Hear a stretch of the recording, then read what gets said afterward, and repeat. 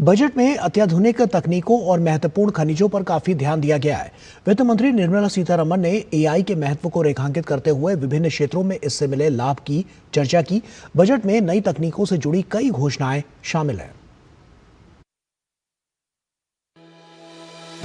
मोदी सरकार के युवा शक्ति संचालित बजट में आर्टिफिशियल इंटेलिजेंस, महत्वपूर्ण खनिजों और सेमीकंडक्टर जैसे क्षेत्रों पर खास बल दिया गया है।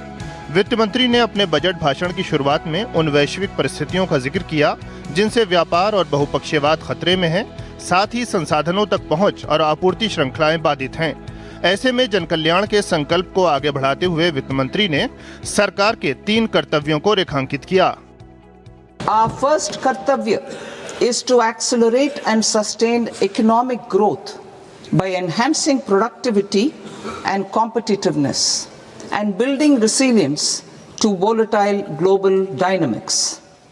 Our second kartavya is to fulfill aspirations of our people and build their capacity, making them strong partners in India's path to prosperity. Our third kartavya, aligned with our vision of Sabka Saath, Sabka Vikas, is to ensure that every family, community, region and sector has access to resources, amenities and opportunities for meaningful participation. Budget में अत्याधुनिक प्रौद्योगिकी की दिशा में तेजी से आगे बढ़ने का विजन साफ नजर आया।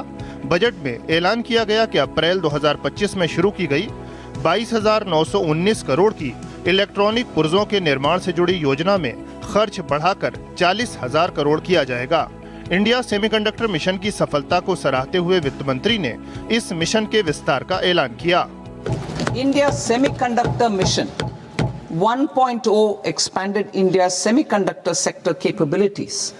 Building on this, we will launch ISM 2.0 to produce equipment and materials, design full-stack Indian IP, and fortify supply chains. We will also focus on industry-led research and training centers to develop technology and skilled workforce.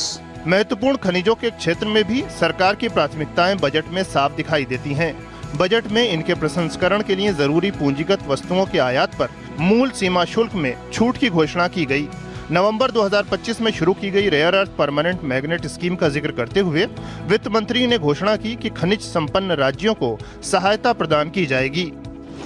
A scheme for rare earth permanent magnets was launched in 2025 November.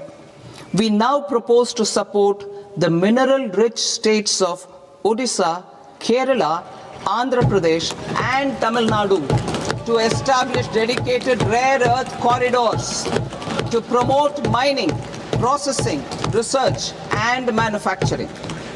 AI सहित उभरती तकनीकों के महत्व का जिक्र करते हुए वित्त मंत्री ने कहा कि तकनीकों को अपनाया जाना सभी के हित में है।